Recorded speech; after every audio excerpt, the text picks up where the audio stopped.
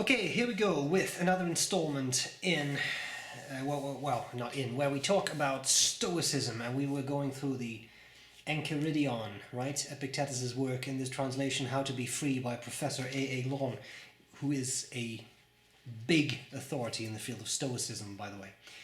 So today I wanted to go through two chapters, because in my mind those two chapters are kind of related to each other. And they're both rather short, so I thought it would make sense to combine them. Chapter 22. If you are keen on philosophy, be ready at the outset to be laughed at and mocked by many people with words like, "What do you know? He's come back to us as a philosopher, and where did he get that superior look from?" Don't look that way then, but stick to your views of what is best, as one who has been appointed to this place by God. And keep in mind that if you stick to those same views, the people who used to laugh at you will admire you later, but if you lapse from them, you will be a laughing stock for a second time. And the second chapter I'll read right now, and then we'll discuss them, is if you ever find yourself looking for outside approval in order to curry favor, you can be sure that you have lost your way. Be satisfied then simply to be a philosopher, and if you want people to think of you that way as well, appear so to yourself. That will be sufficient. Okay, so one thing that's important here, when Epictetus said philosopher, you have to understand what in his time what a philosopher was. Okay, because these days when we say philosopher, we typically think of academics, right? We think of people who may work at a university or at a college, who may teach philosophy or who may research philosophy or both, who may think about things, publish books on things, focus on important problems like, is there such a thing as consciousness? I'm thinking of someone like Daniel Dennett. Or is there such a thing as free will, or is everything determined? But in Epictetus's time, that was not at all the case. A philosopher, right, Philosophos, was a person who loved wisdom. And that person also used that love of wisdom and used that way of thinking about the world, about problems, about emotions, about feelings that people could have to help other people. So this day, right, this day and age, it's not at all uncommon if people have problems. For example, I'm talking mental problems. They are depressed or they suffer from anxiety. They will go to a doctor, and a doctor will refer them to a psychiatrist or a psychologist, right? But back in the day of Epictetus, there was no such thing as a psychologist. Psychology as a scientific discipline was kind of founded in 1879 when Wilhelm Wundt opened his first lab of psychology. So there was no such thing as a psychologist who would analyze you or give you therapy in the time of Epictetus. In his time, you would go to a philosopher. So you would say, well, I have this issue, can you teach me what the meaning of life is? Or can you teach me something a bit, well, I guess a bit simpler? Can you teach me how I can be more in control of my emotions? How I cannot be angry or sad or upset all the time?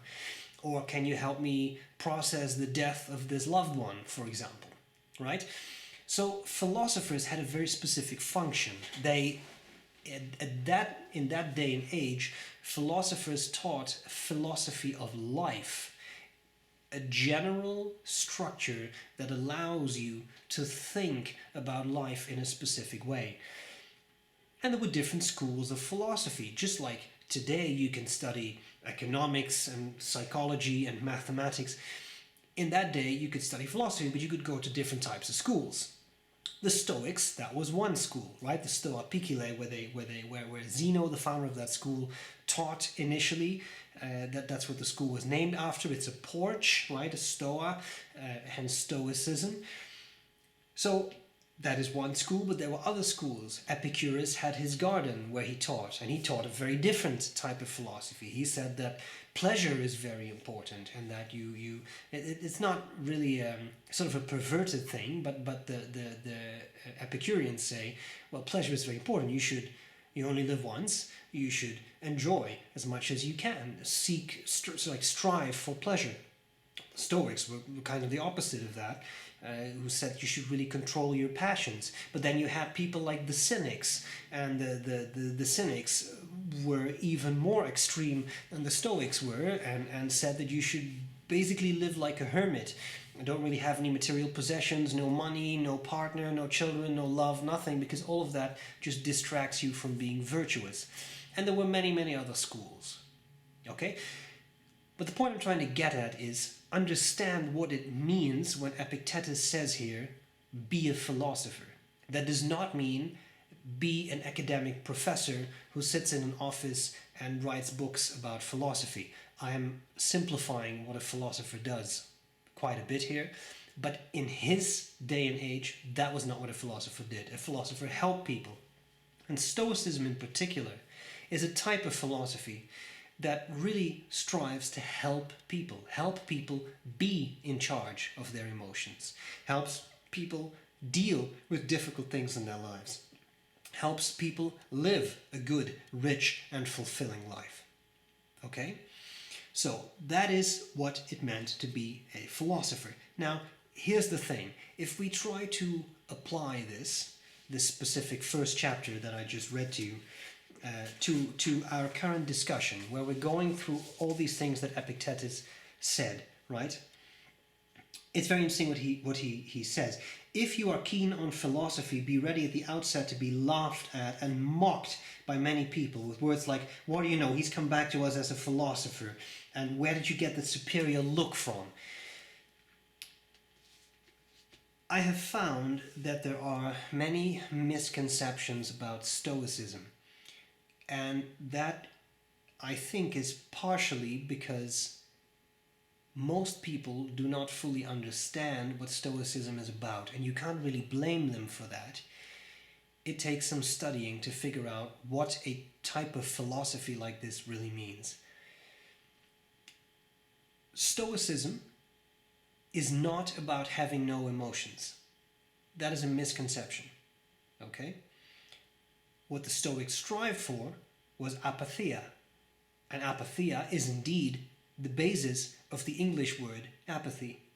But apathy, in the Stoic sense of the word, apatheia, does not mean just sitting around, letting everything happen and not caring about anything. That is not at all what a Stoic would say. A Stoic would also not say, you cannot have emotions. What a Stoic would say is, you cannot let those emotions overpower you, because that, in the long run, will be detrimental to you, because you may do things you should not do. You may say things you did not intend to say.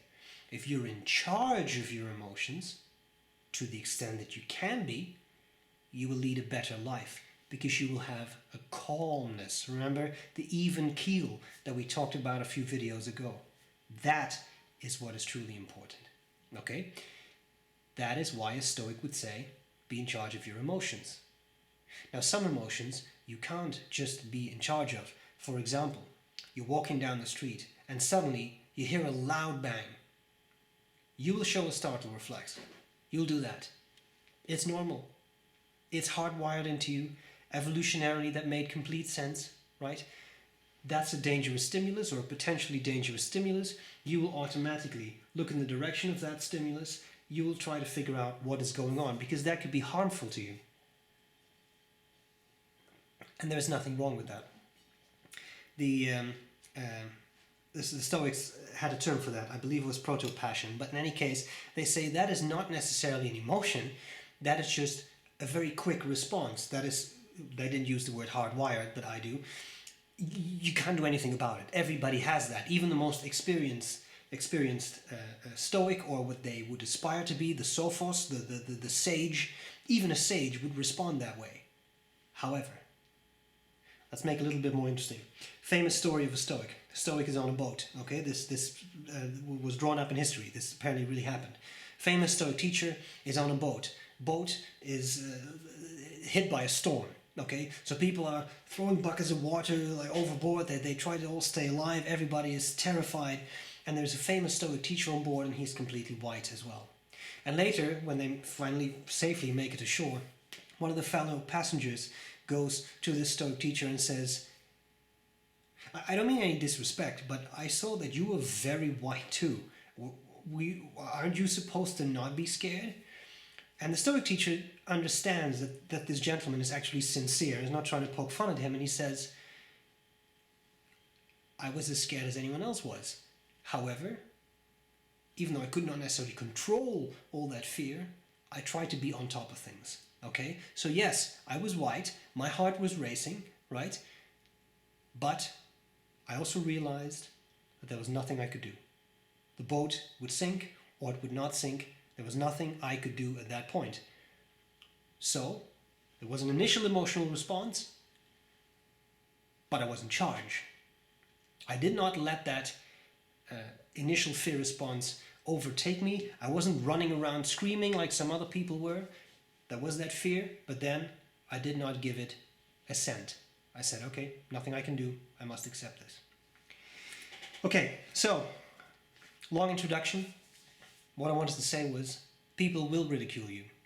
People will ridicule you. And Professor William Irvine wrote this book, a superb book, highly recommended if you find Stoicism interesting. It's called A Guide to the Good Life.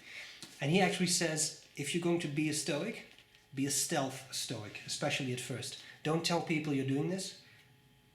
Just do it. Stick to yourself, okay? Sort of stick to your guns, but don't widely announce that you're being a Stoic, because people won't understand that. There are too many misconceptions. Just don't go there, okay? And Epictetus here basically says the same thing, right? Now, he also says this other interesting thing. Stick to it, right? Because if you do this, and you stick to it, at some point people will say, oh, I guess he really is serious about this, and it looks like it has a positive effect on him or her. But if you come back to it, like if you come back to it and then later you say, oh, actually that's Stoicism, yeah, it was nonsense, it didn't work, then people will say, yeah, see, can't even stick to something. So be careful about that. Once you make that decision, make that decision. And the other chapter is, I can be a lot shorter about. If you ever find yourself looking for outside approval in order to carry favor, you can be sure that you have lost your way. Indeed. You can't look at others for approval all the time. That will not work in the long run. You can't do that, okay? What matters most is your opinion, how you do things. Now sometimes you'll be wrong, right? And if you can admit that, that's fine, right? That's fine. But don't look at others all the time. That will not lead you to happiness. In fact, other people's opinion, that would be an indifferent in the Stoic's mind, right? Because here's the thing. What's the point of Stoicism? To be virtuous. To do the right thing so that you have an even keel because you do the right thing all the time, or as many times as you can, right? Other people's opinion is an indifferent. And that means that it doesn't matter, because no matter whether they approve of what you do or whether they disapprove of what you do, irrespective of that, you can still do the right thing. You can still make a virtuous choice. That's important. So don't look at them and say, well, do you approve of this? No. If you do the right thing, it doesn't matter whether they approve or not, because you have, for you, done the right thing. And that's an important distinction. Okay. I hope this was useful. Combination of two chapters, but in my mind it made sense to kind of do them together, right? Stay true to yourself and maybe be a stealth stoic. The fact that we have the word stoic in English with a small s, that has kind of thrown all this off a bit. And people have a lot of weird ideas about what stoicism means. Most of the time they're wrong. Okay? So educate yourself. Make sure that you understand what all this means. And then you'll be okay. Hope this was useful. And I'll gladly see you later. Bye bye.